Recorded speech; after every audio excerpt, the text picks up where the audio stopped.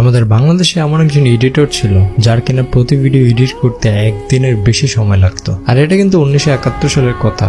So অনেকে ভুলে যাবে, এটাই স্বাভাবিক। মানুষটা এত সুন্দর করে এডিট করতে দেখলে অবাক হয়ে যাবেন আপনি। ভিডিওতে মন্টেজও থাকতো, লাইক একটা এনিমিকে কিল করার পরে পুরো ক্লক টাওয়ার আকাশে চলে যেত। বুঝতেই পাচ্ছেন তাহলে গেমটাকে সে নিজের কন্ট্রোলে নিয়ে নিয়েছিল এডিটের মাধ্যমে। মানলাম বর্তমান সময়ে ভালো ভালো এডিটর আছে, কিন্তু তার দেখা থেকে বাইরের অনেক দেশের প্লেয়াররাও ইন্সপায়ার হয়েছে এডিট করার জন্য। তার ভিডিওতে রিয়াকশন দেয়নি এবং তার ভিডিও দেখেনি বাংলাদেশে খুব কম মানুষই আছে। তিনি এতটা পরিমাণ হার্ডওয়ার্ক করেছেন, তার ভিডিও না দেখলে আপনি বুঝতেই পারবেন না। কিন্তু আমাদের Bangladeshi public I love you না বলে রিভাইভ দিব না, এগুলোতে ব্যস্ত ছিল। তখন যখন সে মানুষটা ছিল তখন আমরা তাকে মূল্য দিতে পারি নাই। আর এখন সে মানুষটা হারিয়ে গিয়েছে, এখন তাকে নিয়ে টানাটানি। ভাই কামব্যাক করেন প্লিজ। তার আর কামব্যাক করা লাগবে না। আপনারা শিখেন কিভাবে আই লাভ ইউ না বলে রিভাইভ দেব না, কাজে দিবে আপনার।